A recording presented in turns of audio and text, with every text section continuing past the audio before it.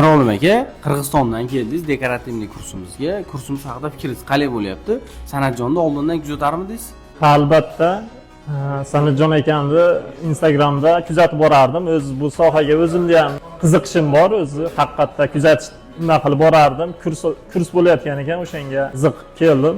Bishkek shahridan endi shu sohani rivojlantirish maqsadida o'zim ham nima qilyapman. Endi o'zimni ustimda ishlashga harakat qilyapman. Yaxshi, Sanatjon akamga katta rahmat. Avvalo assalomu alaykum. Men Tojikistondanman. Данный момент Rossiyadan Tyumen shahridan keldim. Shu kursni o'rganishga. Kurs вообще zo'r, вообще bomba, hammasi joyida. O'zimizga shu dekorativka bo'yicha nima ish bo'lsa hammasini o'rgandik. Rahmat Sanatjon ustoga. Kurs вообще zo'r, hammasi joyida.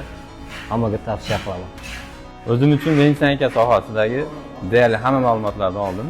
Marvaridning sohasida trafaletlar bilan ishlashlikni Sanatjon akam salomat bo'lsin, kamchiliksiz o'rgatib qo'ydi. Bu kurs bizga juda ham yoqdi, juda ham bizga manfaatli bo'ldi.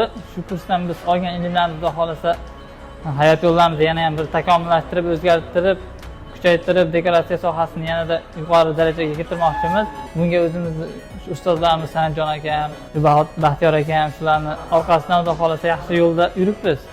Biz tushunmay qolgan, bilmay qolgan joylarimizni o'rgatyapti va bu sohada yana kimlardir qiziqmoqchi bo'lgan bo'lsa, bemalol aloqaga chiqib o'rganishlari mumkin.